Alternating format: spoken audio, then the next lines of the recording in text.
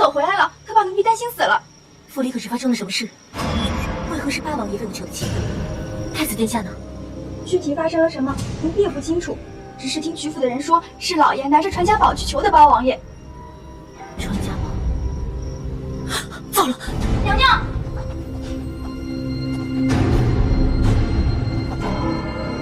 千万小心，慢点啊！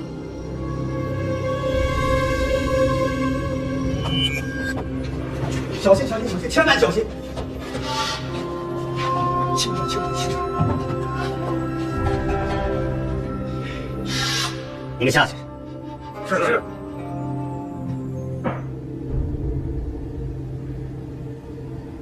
静心，你也先下去吧。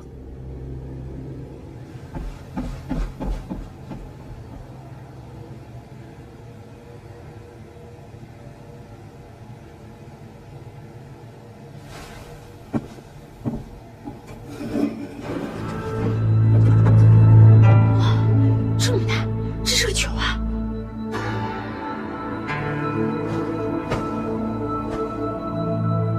曲家先祖在上。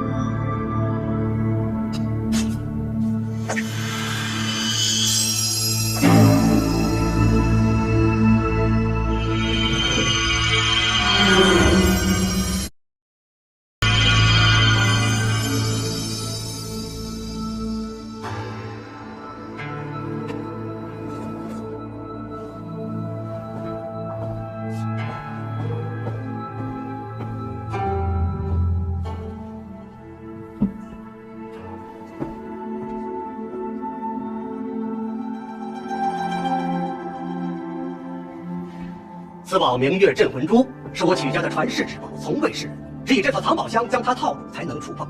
也只有用我曲家人的血，才能打开藏宝箱。至于此玉盒怎么打开，我也不知道。想当年太上皇统一东岳，曲家先祖私下将此宝进献于圣上，秘密保存于皇宫之中。后来自太上皇仙游以后，又把它归还于曲家，这就成了我曲家的秘密。原来，这就是皇爷爷留下的遗物。哎，抬不可！这玉盒里有封印，你不能动，听我，听我。怎么了？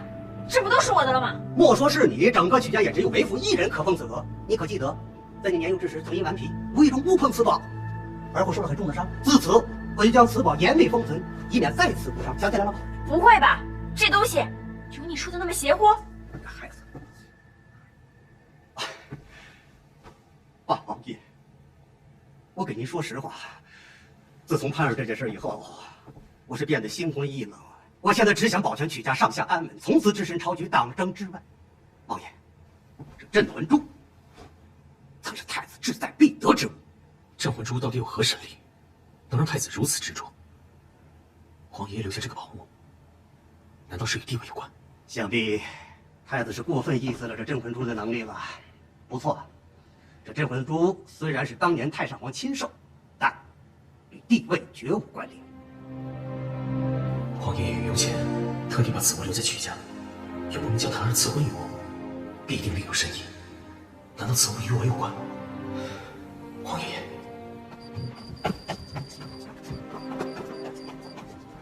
父亲，盼儿，盼儿，你怎么来了？父亲，你不能把镇魂珠交给曲檀儿，我才是曲家的长女，您要传也应该传给我。总之，这宝贝是我的，你们谁也别想抢。哎，盼儿，盼儿。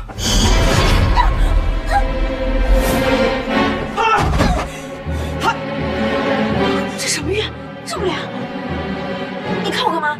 我什么都不知道。明明他儿以前是碰过的这玉盒的，为何现在竟……盼儿，闺女，盼儿，盼儿，我的好闺女，你醒醒！长姐怎么样？没事儿，她也是曲家的后代，只是被玉盒的寒气所伤，应该无妨。来人，送太子妃回府。小心，小心啊！盼儿，盼儿，轻点，轻点啊！大王爷，下官告辞了。还望妥善保管镇魂珠啊。岳父大人放心，镇魂珠乃皇爷爷所赐，本王定会妥善处理。哎，那我就放心了。哎，轻点儿！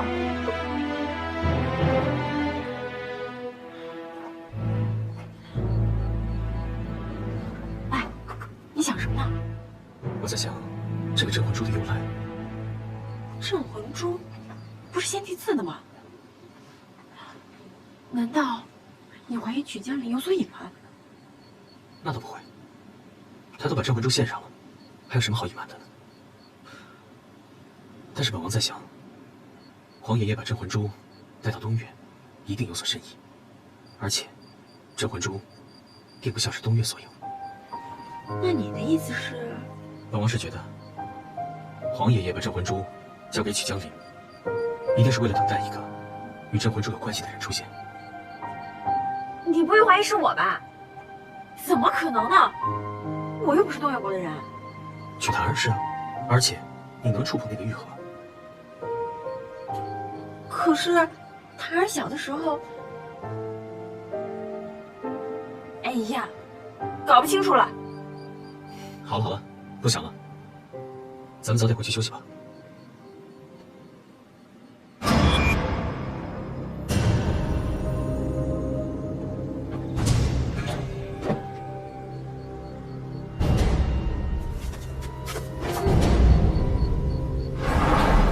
我的镇魂珠呢？属下无能。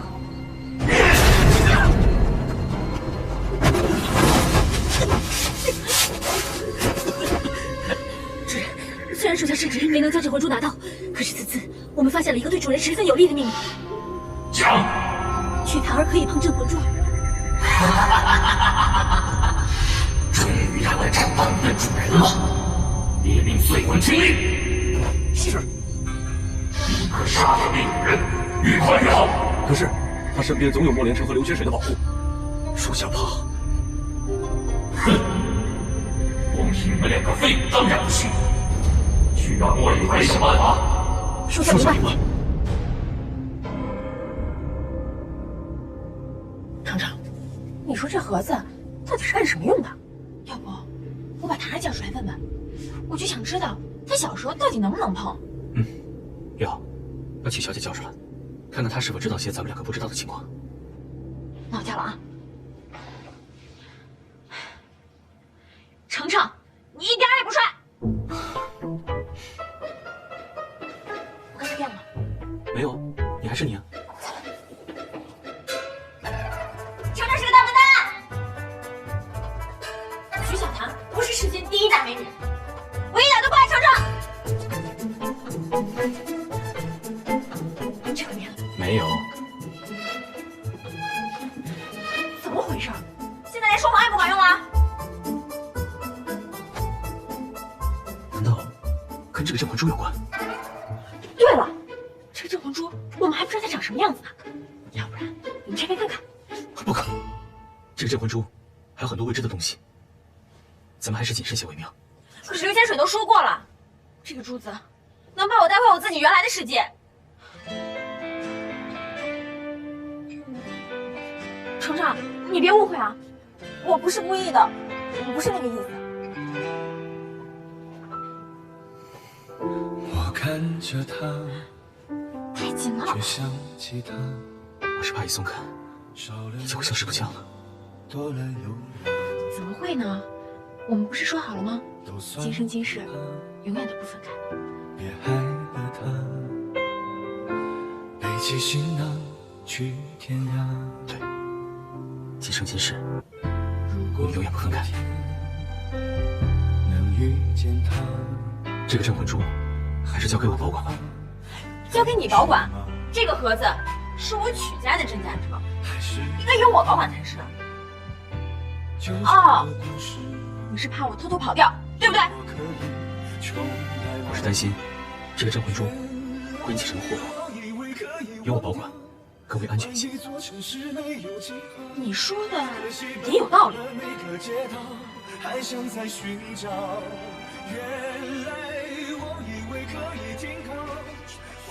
这个甄嬛珠有太多的秘密。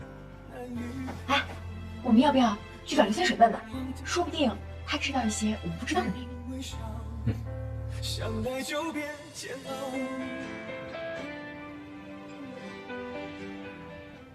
本王为了皇位，做什么事都可以，唯独不能伤害堂儿的性命。哼，事到如今，太子殿下伤他的次数还少吗？再说，殿下不是看不出来，他已心属莫连城，这么一个水性杨花的女人，倒还真亏了你舍不得。你住口！太子殿下息怒，殿妹说的有道理。别人的女人和自己的皇位，孰轻孰重，你应该清楚。这都怪本王，是本王把堂儿逼到莫连城身边。可若不是本王受你们二人蛊惑，做出那些令堂儿伤心的事情，如今也不会落到如此地步。这都要怪你们！殿下此话差矣，是你让我们帮你谋取皇位，怎么倒成我们的错了？好，既然如此，从今往后，本王的事情就不再劳烦二位了。要是二位做出什么伤害堂儿的事情，就休怪本王翻脸无情。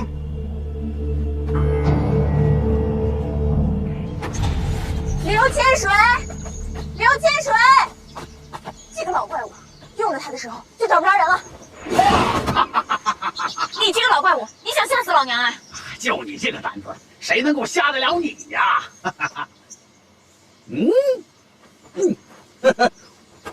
哎呀，你小子看来这身体恢复的不错嘛。前几日，多谢前辈出手相救。哎，你学的对，要不是我出手相救，后果那是不堪设想啊！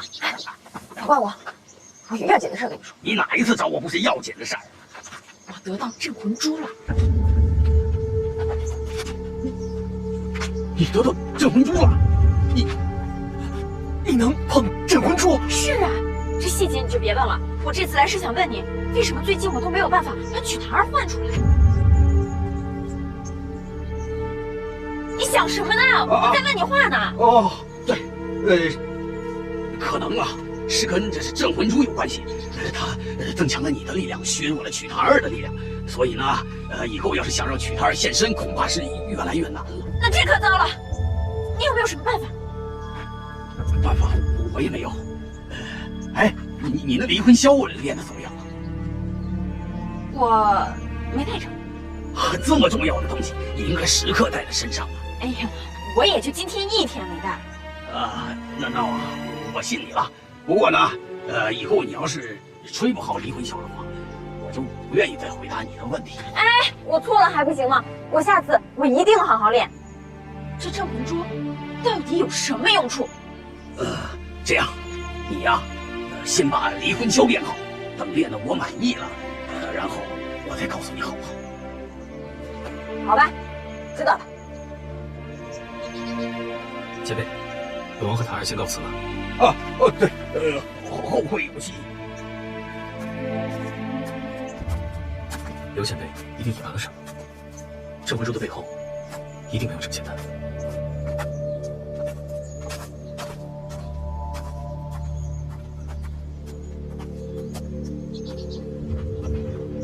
太好了，100年了，终于等到你跟镇魂珠了。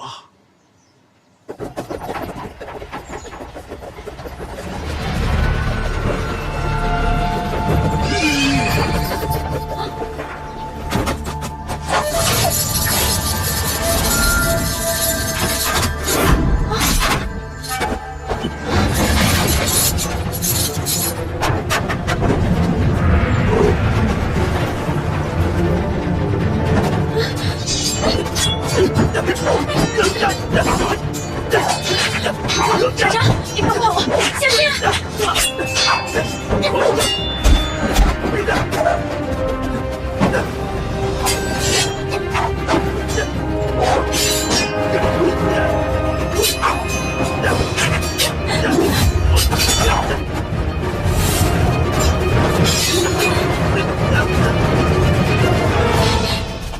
快滚！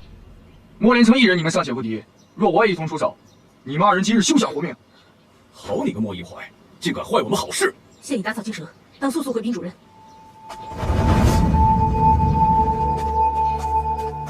谢谢。不要误会，我做这些事不是为了你莫连城。他们会找你报复吗？那是我的事儿，与你何干？塔儿，没事吧？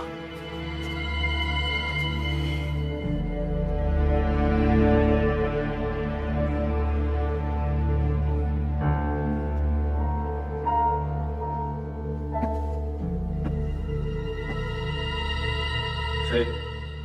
出来吧。难道太子殿下不欢迎我们？你们到底想干嘛？当然是帮太子殿下成就大业了。本王说过，不用你们多管闲事。现在已经由不得你了。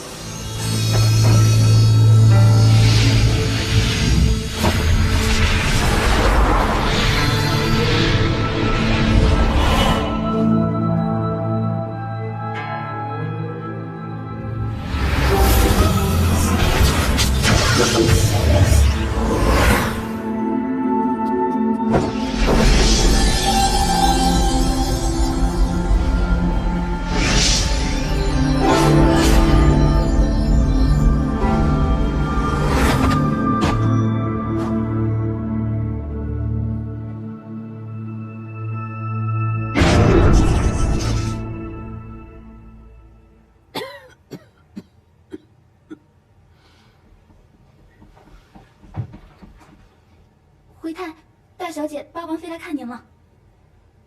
她来做什么？她来看我的笑话吗？让她走。这，我好心来看看你，你怎么还不领情呢？宇浩，你先下去吧。是。我如今这副模样，还不是拜你所赐？也不是因为娶她了，才不过。你说什么？没什么。既然你已经看过了，那就走吧。你这人怎么这样啊？你犯了那么大的错，我好心去求八王爷救你出来，你怎么还不领情？哼，你为何救我？自己心里清楚。为什么？就因为你是举檀儿唯一的姐姐。如果真是顾念姐妹之情，那镇魂珠怎么会落入你手？就是你死了，这镇魂珠早晚也是我的。其实，我一直有件事不明白，你为何非要置我于死地？就算你想当东岳的皇后想疯了，可我毕竟也是你的亲妹妹，你当真就这么狠心吗？哼，如果你能从这个世界上消失，那么我当不当皇后又如何？这到底是为什么？从小父亲就只疼爱你一个人，你要风得风，要雨得雨，跟我简直就是一个天上一个地下。你到底还有什么不满意的？是，我是曲家的千金，我什么都有，可是偏偏是你抢走了我最想要的东西。莫一怀，我从小最恨的就是你这一副楚楚可怜的样子，好像什么都抢不过，好像你是这个世界上最可怜的人。可是偏偏就是你抢走了他，我却怎么也得不到。就因为这个，你就非要杀了我不可？就因为这个，你有意怀的爱，又有莫连城的爱，而我呢，我什么也没有。如果不能把你从他心里除去，那么我只有让你在这个世界上消失。可我是你的亲妹妹，也是。那你好好休息吧，我再也不会来打扰你。等等，其实畅音阁一事，我跟母亲也不过是被人利用的棋子。真正想要害你的人其实是于浩，你没事吧？先别问，快去找凶手，查出真正的刺客是谁。是。我原本是想替檀儿召回你们的姐妹之情，没想到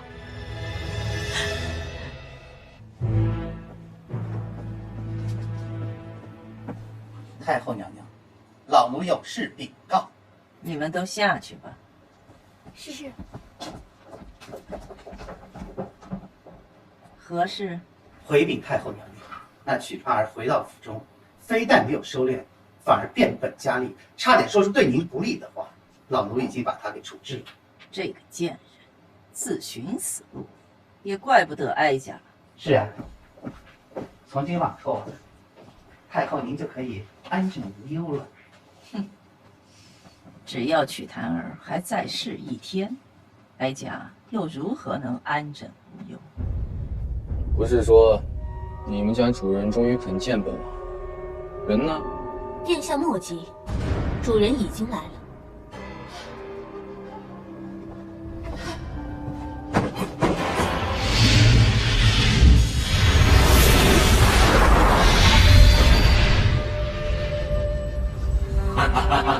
太子殿下，久仰了。你究竟是人是鬼？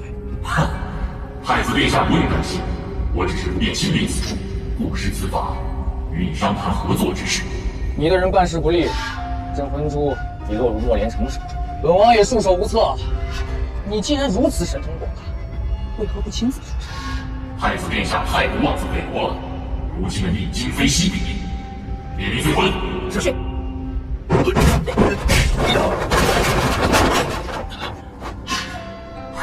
如何？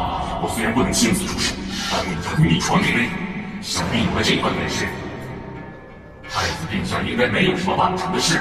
看来莫连成现在已经不是本王的对手了。可是这镇魂珠对本王并没有什么用处，我为何还要助你？因为我明来自用，镇魂珠对我有利，自然也对你有利。何况太子殿下放心，有莫连成保管镇魂珠吗？的确如此。只是之前已经打草惊蛇，现在想来，贸然去抢定是不妥。为今之计，只有设下圈套，暗中夺取。好，就依殿下计划行事。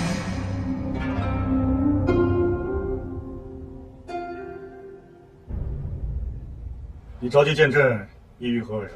请父皇恕罪，儿臣现在还不能说，要等一个人。何人？太后娘娘驾到！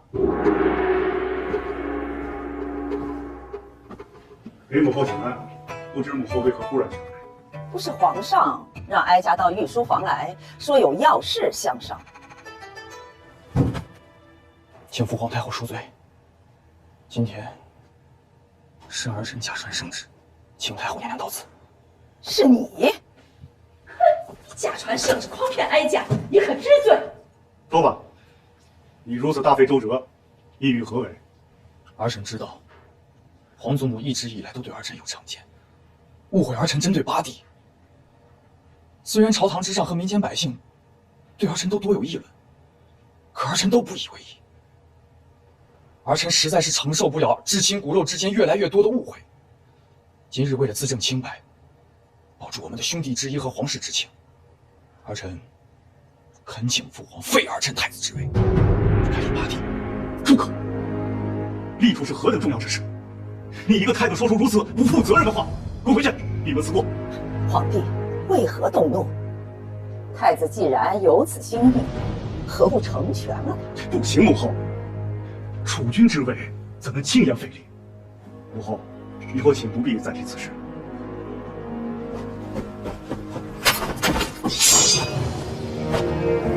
太子御前拔刀，这是要造反吗？请放下。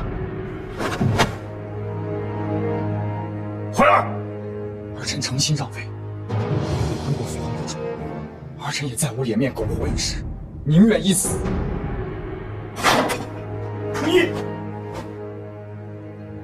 你为什么要苦苦的逼朕呢？皇帝，你又为何执意不从呢？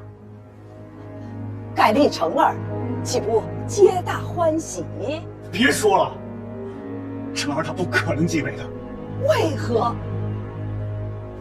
如果莫连成就是你们太上皇最宠爱的孙子，那么太上皇定有一战，莫连成他命里其意。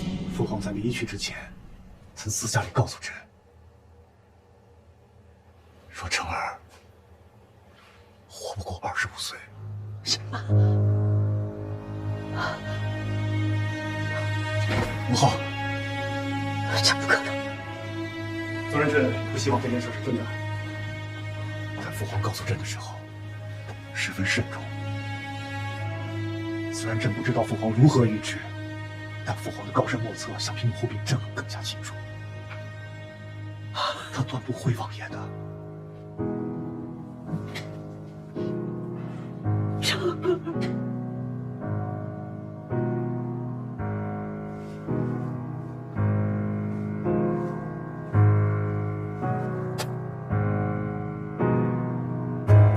爱家放下。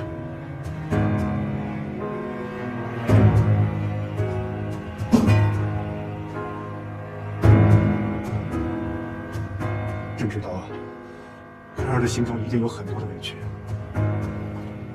但是你听着，东岳江山不可频频易主，为长远计，只能由你担此重任。父皇放心，今日都是儿臣的错，惹父皇与皇祖母生气。日后，儿臣定当加倍努力，为了东岳，为了八弟。很好。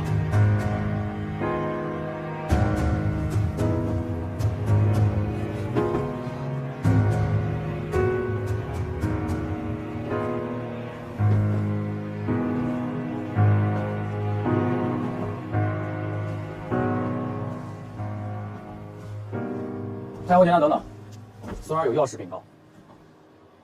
事到如今，哀家这里已没有什么要紧的事了。孙儿想到了一个办法，可以保住八弟的性命。什么？你说什么？太后娘娘别急，若要保住八弟的性命，可以依靠镇魂珠的力量。镇魂珠？此珠乃神物，可以延长人的寿命。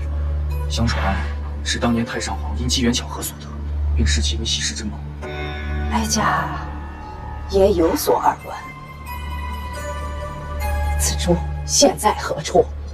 此珠现在在八王妃身上，但此珠富有灵性，只听命于一人。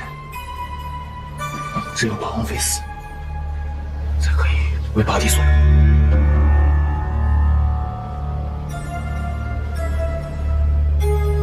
你为何要告诉哀家这些？请太后娘娘恕罪。不管太后娘娘和八弟如何误会，我都是八弟的兄长。虽然政见有所不同，但毕竟血浓于水，我实在是不忍心眼睁睁地看着八弟死啊！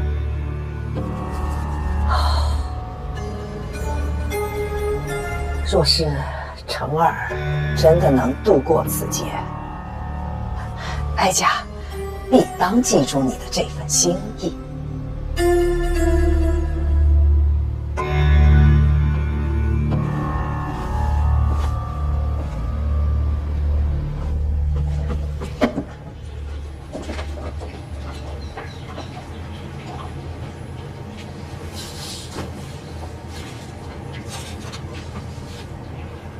哀家听说，你最近得了个宝物。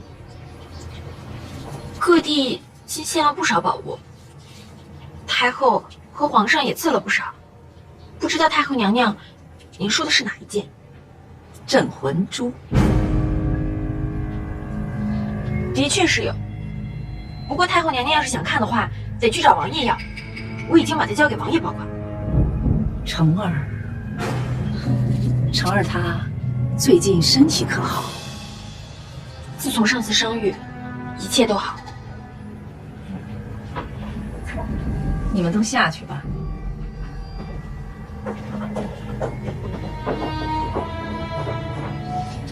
你不用紧张，哀家今天找你过来，是有件大事要告诉你。什么事？成儿他只能活到25岁。不可能，他身体倍儿棒，吃嘛嘛香，活到100岁都没问题。哀家没有跟你开玩笑，哀家也不愿意相信，可这是太上皇临走前单独交代给皇帝的。想必你对太上皇的事情也有所耳闻。他最疼成儿，断然不会乱说。不可能！我不知道你这次又下了什么圈套对付我，但是你也不能这么诅咒程程，这也太过分了。你爱成儿吗？当然了，他是我这一生唯一的挚爱。好，不管你相信还是不相信，哀家都要告诉你。现在只有一个办法能救成儿。什么办法？镇魂珠。镇魂珠已经在程程手里了。你应该知道，镇魂珠只认一个主人，只有主人死了，他才会去寻找新的主人。哀家不会逼你，哀家给你3天时间考虑，考虑好了再来。哀家会为你准备一杯送别酒。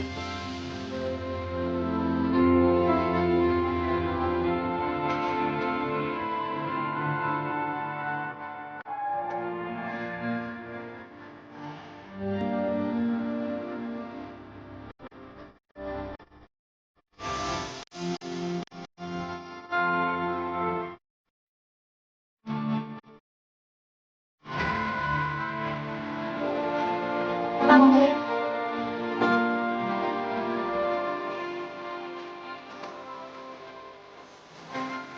小谭，你这是怎么了？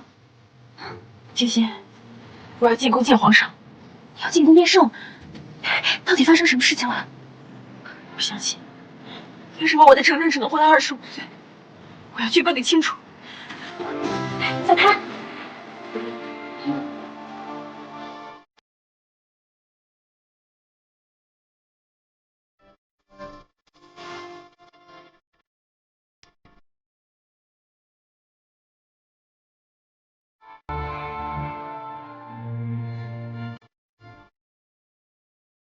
小谭，皇上令是政务繁忙，要不咱们先回去，改日再来。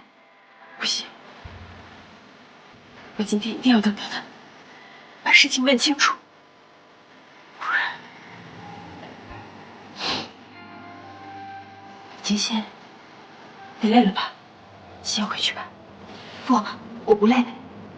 虽然我不知道发生了什么，但是看到你这么伤心，定是出了什么了不得的大事情。你要跪，我便陪你一起跪着。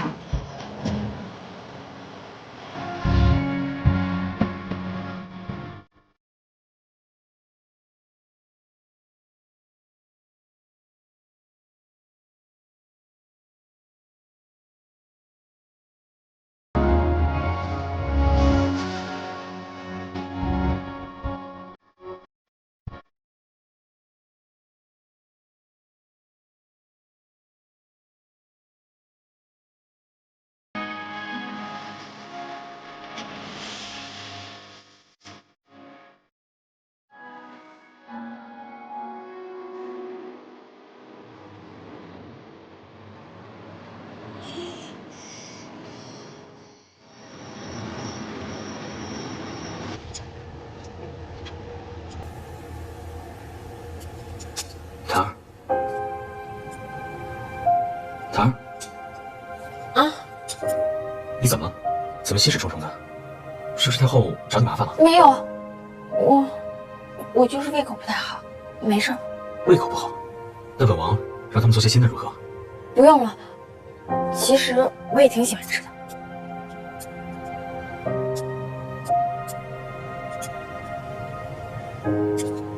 程程，你最近身体还好吗？你的伤都好了吗？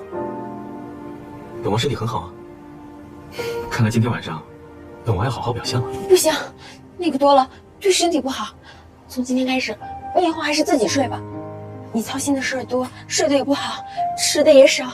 好了，傻丫头，本王为了你也会好好注意身体的，放心吧。程程，我突然好害怕失去你。别怕，本王在呢。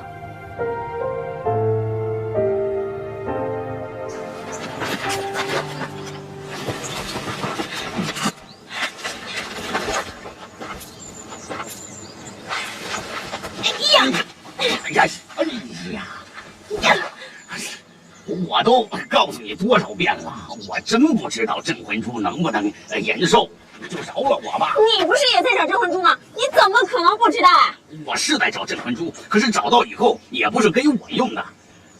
按理说呢，它能够延寿。当然我也不确定啊。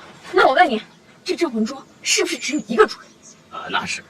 那这镇魂珠的主人是不是我？可能是你吧。帮我把生死契解了。真的？你是终于肯解生死契，太好了。等等，以前我让你解生死契，你为了姓莫那小子死都不肯，怎么今天突然改变主意？哪那么多事儿？让你解你就解，这不是正合你意吗？容我考虑一下。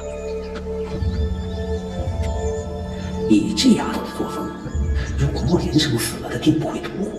如今竟然主动要解生死契，莫非……你想什么呢？快点给我解嘛！好，早解晚解都是解，给你解喽。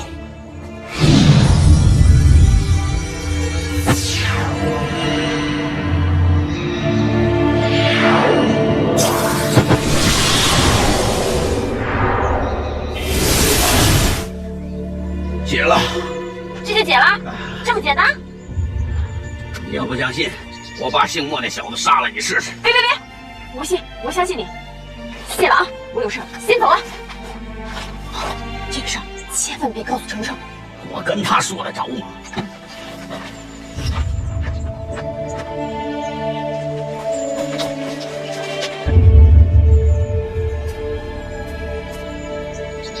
这事儿有些奇怪呀，他不让我告诉莫连成那小子，自己让人跟踪又不知道，到底是他有事还是姓莫这小子有事儿？幸亏我机灵，没帮你解开生死契。哎呀，请刘千水，你可曾听到二人的谈话内容？虽然听不清楚，但是感觉王妃有求于刘千水。现在，你和我一起去找刘千水。是。你不用来找我，我自己送上门来了。前辈，敢问前辈，檀儿今日找您，所为何事？他让我帮他解开生死契。生死契？对。其实，我很早就想帮你们解开生死契，免得你死了连累他。奈何我无论怎么劝他，他就是不肯。谁料他今天主动找我解开生死契，这真是老太太爬树比猴快，你说奇怪不奇怪？那今日他有跟您提起过什么吗？他什么都不愿意多说。那您帮他解开生死契了吗？你猜？你以为我傻呀？他来找我，我只是蔑视小计，暂时哄哄他罢了。我感觉他好像有事瞒着我，所以我才来告知于你。剩下的事儿就交给你了。前辈，刘浩，檀儿上次见过太后，就格外的反常。难道此事与太后有关？王妃见过太后之后，又匆匆进宫见了圣上。难道父皇也牵连其中？于浩，别忙，本王要马上进宫。属下发现一个很重要的事情，不知道是否与此事有关。说，在调查太子妃死因的时候，属下发现了一个很重要的人。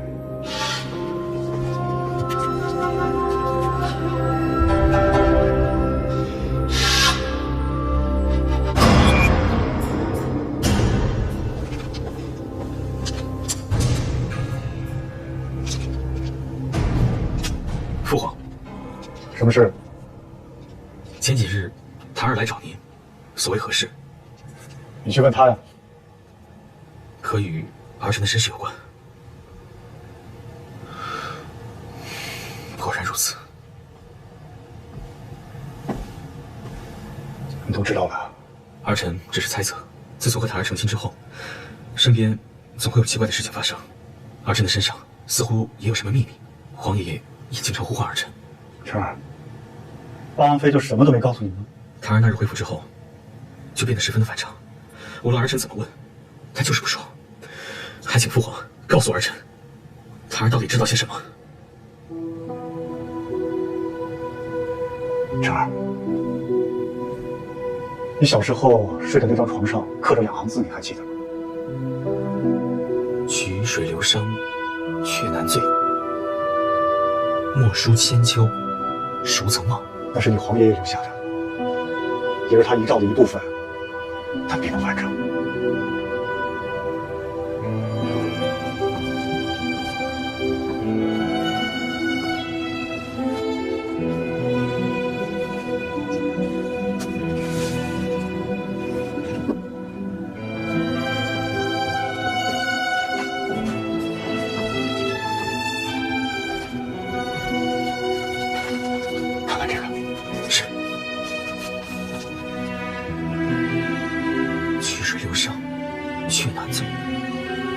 25载，凡事有，地处江山，前尘梦。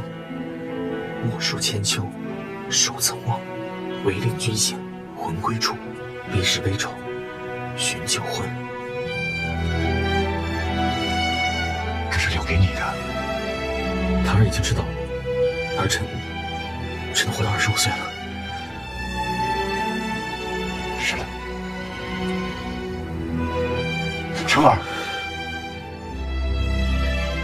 若是朕早点告诉你，这些年你能过得快乐点吗？你怨恨父王吗？晨儿，有堂儿足矣，其他并不奢求。若是堂儿有什么不测，晨儿必承何愧。那个时候，怪的就不只是父王一人了。晨儿。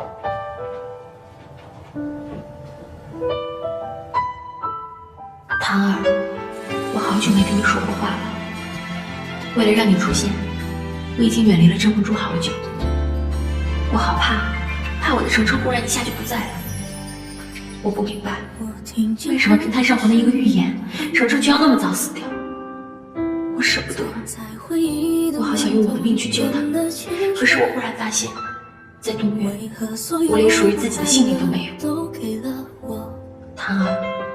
我知道不该拖累你，可是我又好怕那个预言真的会实现。堂儿，我快要挺不住了，你快出来帮帮我吧。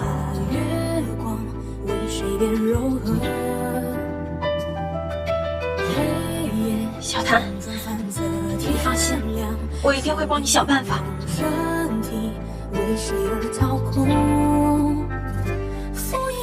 孟一怀。为什么我忍不住的觉得这件事情似乎和你有关系？原来才是你深藏的风格，让我逃离你无底线的掌控。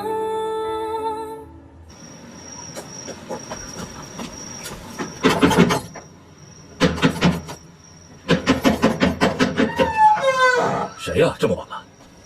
八王妃，小的不知道八王妃到访，有事不必多礼，我有要事要见太子，你快去通传。这太子殿下现在不在府中。什么？太子不在府中？那你可知太子现在何处？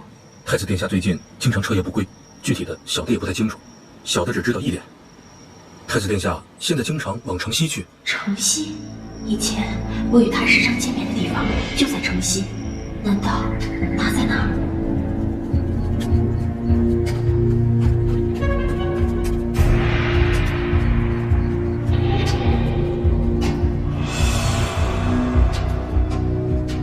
不知太子殿下的计划进行的如何了？告诉你家主人，我莫一怀言必行之，不劳他报效。太子殿下多虑了，我家主人对您的能力毫不怀疑，只是什么？太子殿下真的能过得了曲檀儿这一关吗？若您对他仍是余情未了的话，自古一将功成万骨枯，说穿了，他曲檀儿只不过是我实现霸业的一枚棋子罢了。如今想来，我也许从未真心。他的死活又与我何干？好，太子殿下行事果断，那我们就静候佳音了。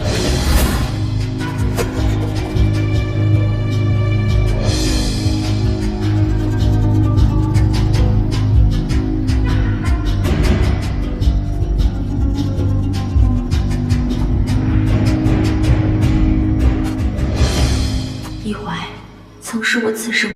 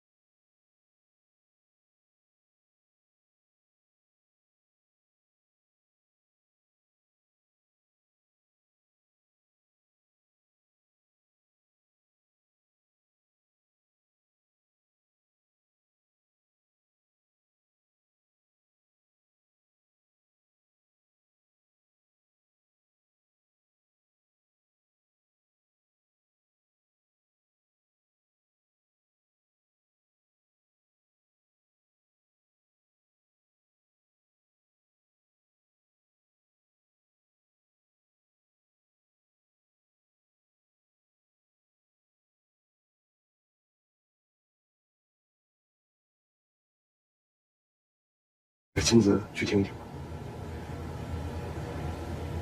对吗？本王要带着他进宫，让父皇听一听。是。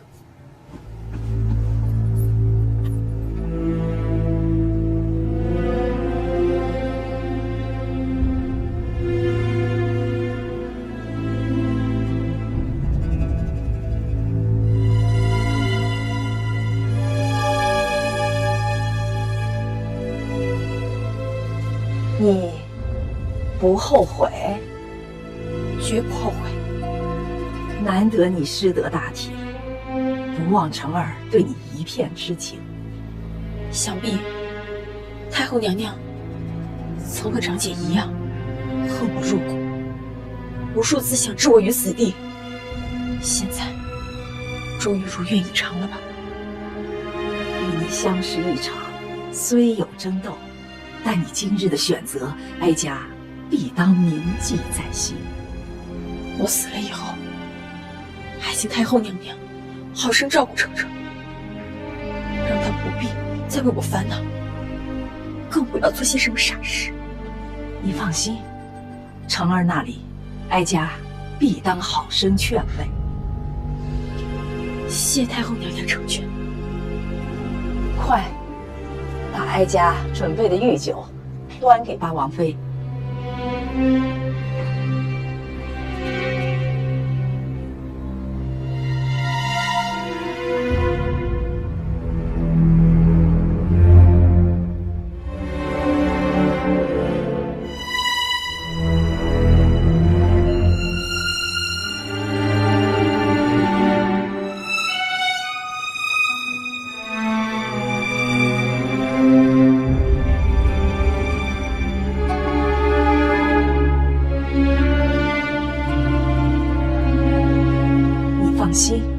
此酒乃是跟随哀家多年的御医所调制，药效奇快，喝下去不会有一丝痛苦。不会有一丝痛苦？那想必是这御医亲自尝试过。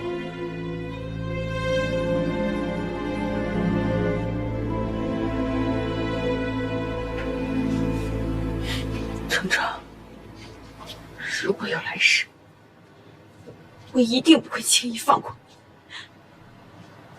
换我做男人，你做我的女人，到时候你就等着受虐吧。住手！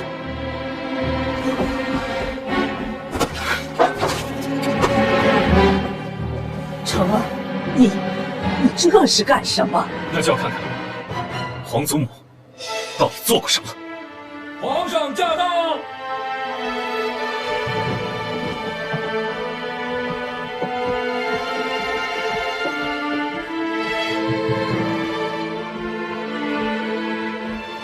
母后莫非是要毒杀八王妃，视朕的国法于无物吧？哀家这么做也是无奈之举，为了救成儿的性命，哀家只能出此下策。父皇曾对朕说的清清楚楚，这镇魂珠始终只认一个主人，绝无任何转移之法。母后难道不知道？太上皇，这可是真的。父皇在仙游之前，曾私下将镇魂珠授予曲家，当作传家之宝。父皇在那时候早有预料，曲家会出现镇魂珠的真正主人。这是太子告诉哀家，这镇魂珠能给人续命，但是太子殿下是想借皇祖母之手借刀杀人。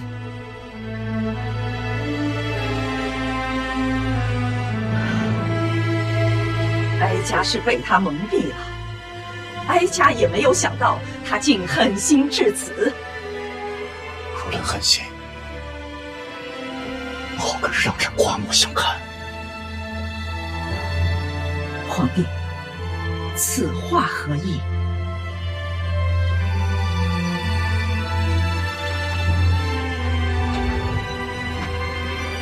带上来。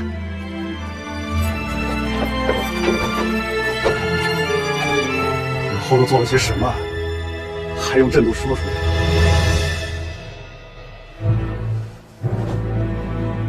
皇帝所谓何事，哀家不知。荒唐！这奴才可全都招了。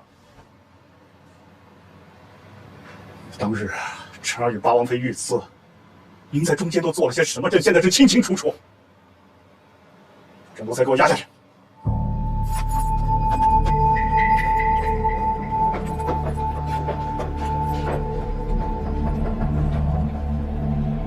传朕的旨意，从今日起，皇太后禁足浴比月，为朕的命令，任何人不得探视。扶他下去。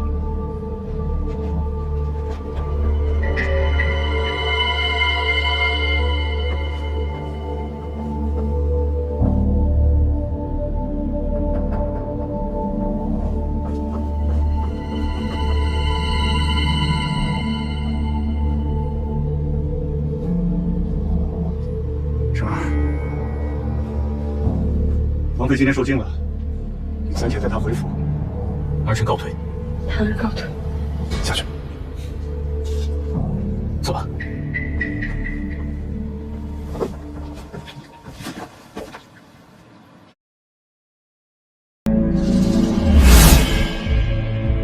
跪下认罪。不知儿臣何罪之有？何罪之有？朕问你，皇太后毒杀八王妃，是否受你挑唆？整件事情是不是你一手策划？父皇英明，的确是儿臣做的。逆子！父皇不必动怒，这件事情都是父皇逼的，怪不得儿臣。我看父皇还是尽早让位于儿臣，或许还能保住我们父子之间的情分。逆子！给人拿下这个逆子！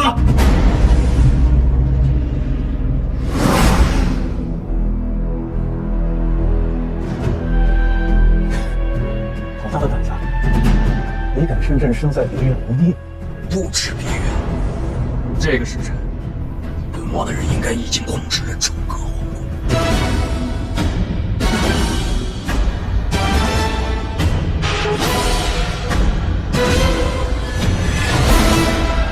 程程，程程，对不起，我错了。你看我现在不是没事吗？没事。你把自己的性命当儿戏吗？你有没有考虑过本王的感受？你就这么狠心，丢下本王一个人吗？若是今天本王来迟一步，程程，你听我解释。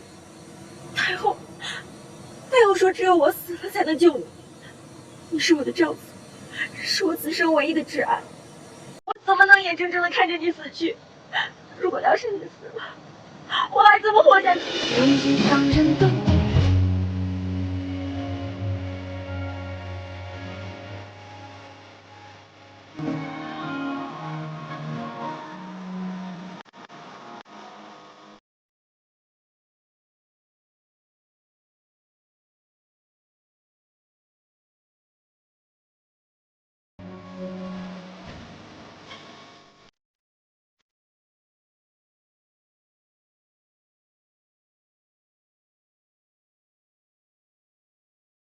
以后不要再想着从本王的身边离开。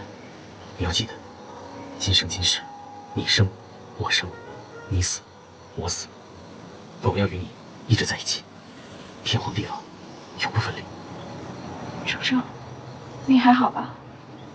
太上皇他也许……你不必担心我，我怎么舍得丢下你一个人先走呢？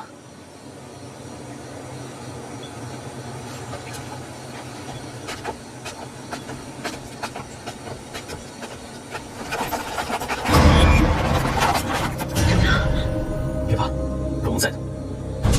是谁派你们来的？竟敢行刺皇子！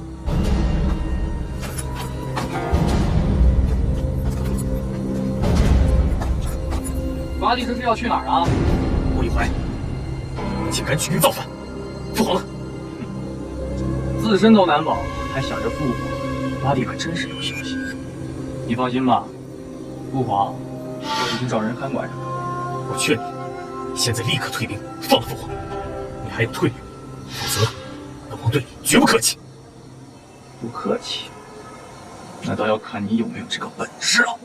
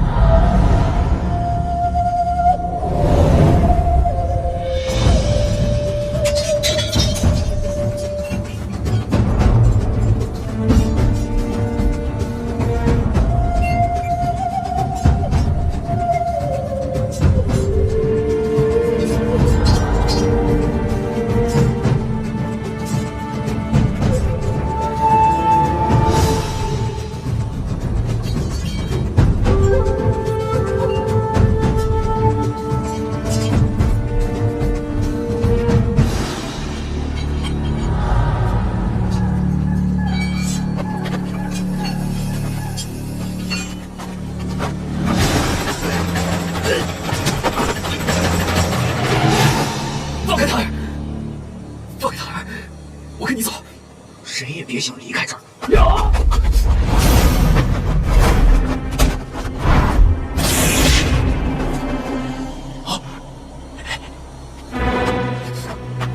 他，快走！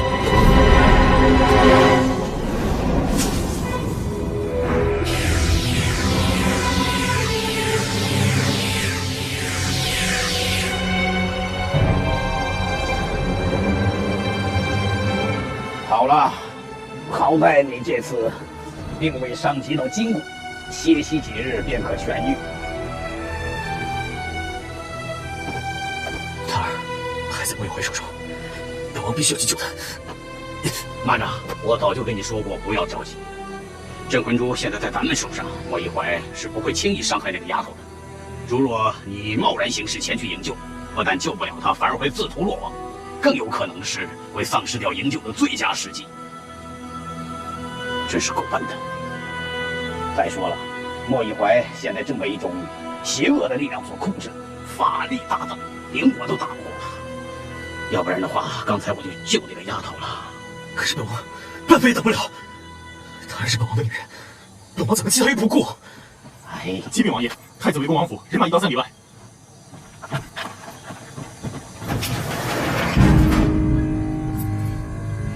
太子能够占领皇宫，想必城防部队已经被他控制。现在我们除了府兵，再无人可用。王爷，我们可以调用北疆的几支守军，一来他们距离不远，二来他们都忠于王爷，他们骁勇善战，对付这支叛军绰绰有余。莫一怀想必早就想到了这一步。前几日边防军来信，信中说京城中人里通国外，想必就是莫一怀的人。如果我们现在调军，边疆将陷入危机。宇浩，府军现在有多少人可用？大约500人，可有人马调配？城西有一支都城守备军可用，调过来。需要多久？若此刻出发，当能赶在叛军到达时间点。王爷，若我们仔细布防，他们想要攻进来没那么容易。不，我们要主动出击。他们想要占领王府，那朱雀巷是必经之路，咱们则在那里设防，将他们围困于此。本王带领500精锐与他们正面出击。你呢，则去调配军马，偷偷的潜入他们身后，待本王一发信号，咱们便前后夹击，一举将他们拿下。是。你学得对，这招暗度陈仓用得好啊！等叛军被前后夹击之时，便如同笼中之鸟，插翅难飞呀！希望如此。只是想救父皇，必须需要援军呢。哎呀，实在是太闷了，我出去了。前辈。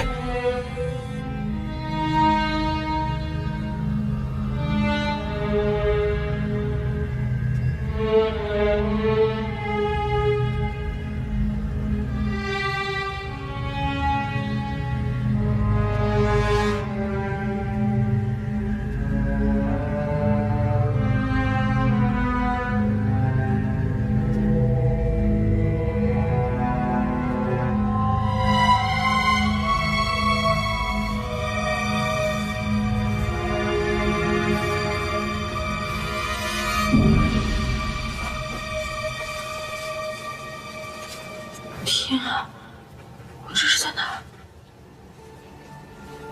我到底做错了什么？上天要这么惩罚我？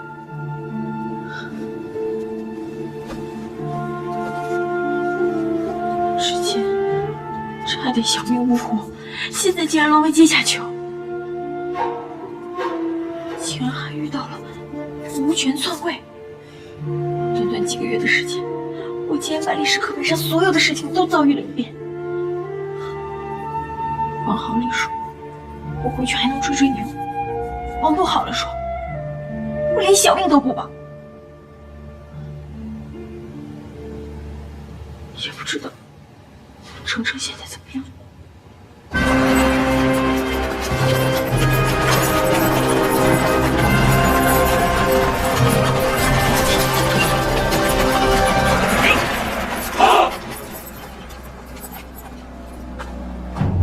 八王爷不必再做垂死挣扎了，早日投降，免得这4路外兄弟白白送死。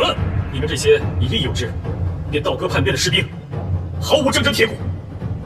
本王区区500人，足矣。少废话，兄们，给我杀！杀